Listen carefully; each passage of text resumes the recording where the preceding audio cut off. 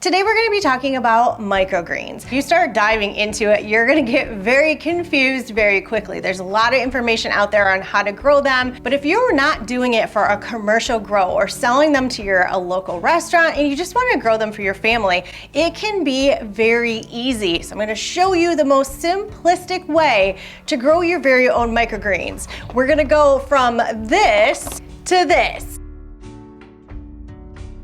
There are many different types of trays out on the market. You could actually make your own by having two pieces of Tupperware, one that's a little bit bigger that this one sits into, cut yourself some holes if you want to do a DIY. You can also get the 10 by 12 big black flats that you would use for your outside gardenings and do the same thing, double them up. Now, one of the things that I purchased was these green trays, and when I purchased them, they actually came with this whole roller cart. You can do 5 trays at a time. I really do like the cart. It kind of comes and goes on Amazon. It's hard to find.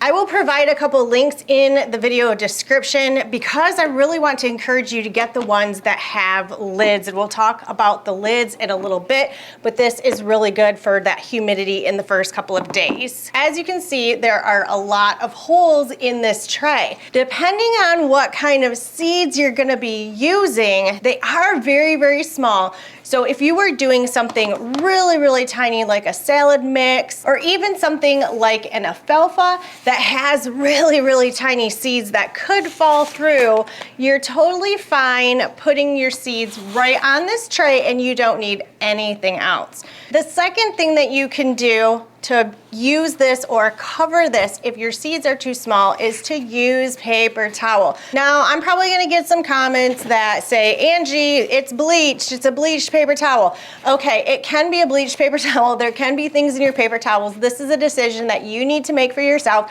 I actually use paper towels. I don't have a problem with it. I'm just gonna grow my microgreens. And this tray is actually grown in a paper towel right now. So this will be an idea of what this does as far as having a paper towel in there. Once we get in there and cut this off, then we're gonna be removing it from that paper towel. If you wanna go a different route, then you can use things like a different soil or a potting mix. I recommend using something like a coco coir, and that's what we're gonna do with this tray here. I'll do one tray with the coco coir and we'll do one tray with the paper towel so you can see the difference. Coco coir is actually made from the husk of a coconut shell. So you're gonna see a lot of different pieces that resemble your coconut shell, and because it comes in this dry brick form, which I actually purchased in really big bricks. This brick by General Hydroponics, I have not been able to find it since I purchased it, but I will put some links to some other ones that you can purchase down below. I like getting those big, huge bricks because then I can just break off sections as I need it.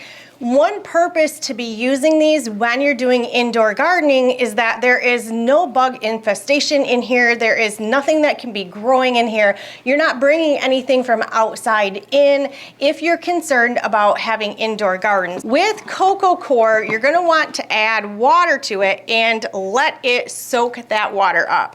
Just overwater it at first and we will let it sit and do its thing, and it will quickly start to expand and it's gonna turn into a really nice potting mix for us. To do the paper towel method, I'm going to take the paper towels that you can do in the smaller sections, and I'm just going to lay it in the tray. And we're gonna use 2 and overlapping it in the middle. This just ensures that the paper towel is going to fit. If you use one of the full sizes, you may have some extra paper towel, but this way I can line it up and make sure that it is covering all of these holes. Then we're gonna want to water or mist our paper towel down and make sure that it's nice and wet so that our seeds are going to stick to this paper towel. I'm gonna go ahead and open up these alfalfas. These are from My Patriot Supply or Patriot Seeds. I absolutely love this brand. I have pretty much every one that they have. When you are putting your seeds in your tray, I want you to overseed them. This is actually a mistake that I see a lot of people do when they post pictures and say what is wrong, and everything looks really spaced out. They did not put enough seeds in. If you watch some other videos where they're doing it for a commercial grow, they have everything figured out too. I'm gonna put a half a teaspoon in per square inch of a tray, or if they're doing a 10 by 12 tray, they know it's a cup or a cup and a half. I don't do anything like that. I'm gonna keep it simple for you. We're gonna pretend that this is a lasagna pan and this is our cheese. You're just gonna take your seeds and you're gonna start to sprinkle it on like you're adding that cheese to the top of your lasagna. And we really want it to be covered so we don't have any big holes in the sections of the seeds. And after you've done this a few times, you will definitely get the feeling of, oh, I had a section that was too thick, or I had a spot that was too thin. And then if you see any sections that are a little bit thinner or more sparse, just kind of go back in and fill those in.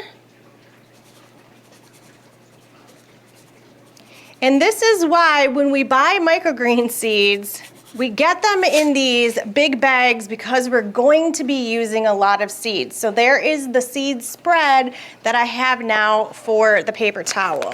When I do the mustard seeds that I have down below, those are from True Leaf Market. This bag is a 1 pound size bag. I'm gonna set these aside just for a moment, and we'll get the coco coir in here so you can see the difference with this. Now this has been sitting for a while, so I'm gonna take a fork and I'm just gonna break it up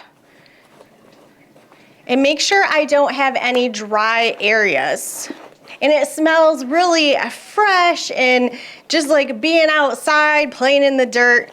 And if you ever make too much of this, all you have to do is let it sit out and dry out just for a little bit in a bowl, and then I put it in Ziploc baggies and I come back and use it later. We're just gonna fill our tray and lightly cover this, and I don't even need a lot. I would say maybe a half an inch. This is literally only holding your seeds in place so they don't fall through the holes. I'm just lightly packing this down to make sure it's nice and even. We want to make sure when we're growing microgreens that the base of whatever we're putting them in is nice and flat. You want even water distribution, and if you're having them at an angle or they're sitting on a shelf trying to get to a window for extra light, you're gonna have different heights in your plants. So you just wanna make sure everything is nice and flat. Just to give it an extra mist and an extra shot of water, I'm gonna put some water on top, and that's gonna pack it down a little bit more, kind of rinse it and settle it together.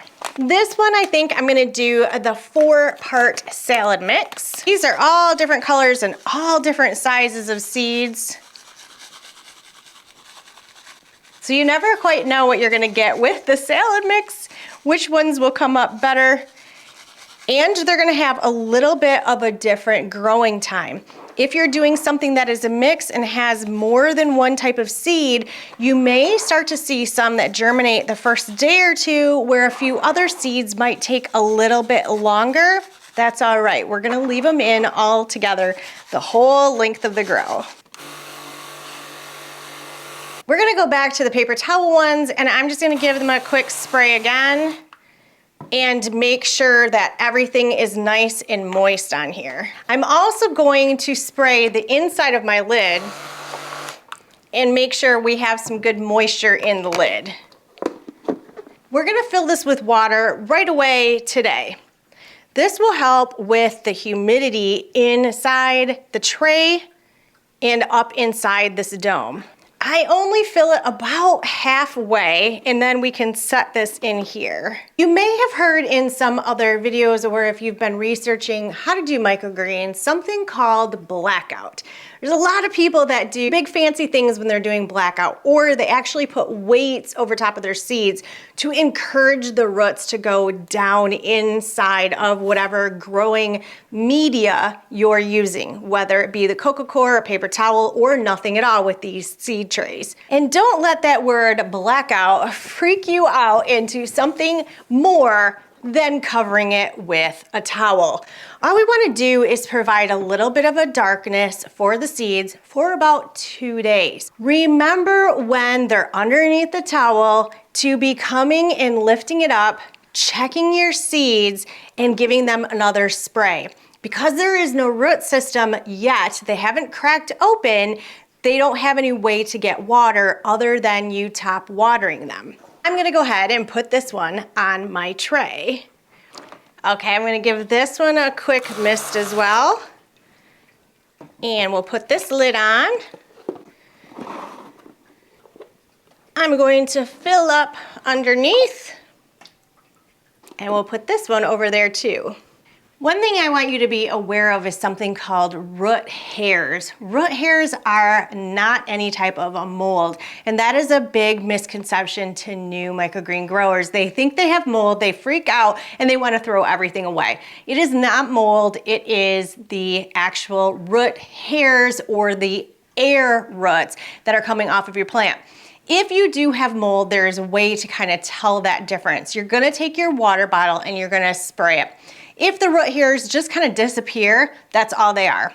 If it still stays a white fuzzy and it looks more like a cobweb type effect, then that is gonna be a mold. But if you're doing it this way, you shouldn't have a mold problem at all. I never have. After the first day or two, because we're not weighting down the seeds, you may wanna take your hand and kind of tamp down and push down the seeds just to kind of pack them back together. But even if you don't do that, your seeds will definitely find their way. Probably after about day 5 and you really start to get some growth on your seedlings, when you lift up your tray and you start to see a bunch of roots underneath like this one has, then you only want to water it from the bottom. And it's simply called bottom watering. Because you don't want this to get more moist up in between these tightly packed greens, which then again could start a mold process. So we can keep these dried. So you're only going to be spraying them on the top as they're starting to get going. But as soon as you start to see these roots pop out the bottom, then just bottom water them only. So before we go ahead and harvest these out and cut these out so we can see what they look like, I'm gonna go over this one more time because maybe you're starting to think, Angie, this does sound complicated. I thought you said it was easy. Grab yourself a tray with holes. Get yourself a tray you can put water in. Put your seeds down like you're sprinkling lasagna. Spray it with water. Put your lid on. Cover it with a towel for 2 days. Remove the towel. Every day, mist it down until you start to see roots underneath. Then stop spraying water on the top and only water from the bottom. Wait about 2 weeks and you can start harvesting your microgreens.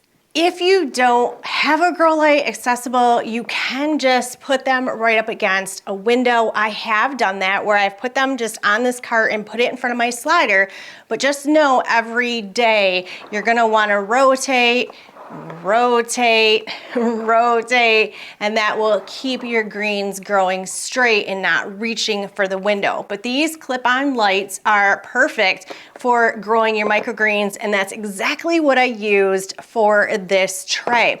That video that I did on that grow light, I will put also down below so you can find it. It has reached over 30,000 views, so thank you very much for that. It must be a hot commodity whether those work or not, but I'm here to tell you it does. Now let's get to the harvesting of these. Just gonna lift it up enough that we can grab a hold of these, kind of get your fingers around a bunch of them, and then simply trim them off. And I lay them out on the paper towels, and I'm gonna let them dry, sitting out on the counter for just an hour or two. Then after the paper towel has absorbed any moisture that is down inside, then I can just roll this up right on the paper towel and put it into a Ziploc and throw it in the refrigerator.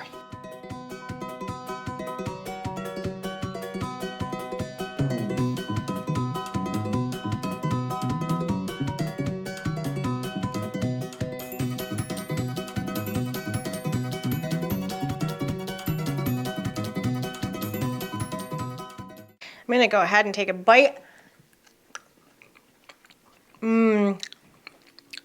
I love how these have just a really green, fresh flavor. If you have any other questions on microgreens, please leave it down in the comments below. I always try and answer any comments or questions. If you have not subscribed to the channel, please do that as well. It helps me out. It helps the channel grow and let me know that you're liking the content. I'll see you on the next episode.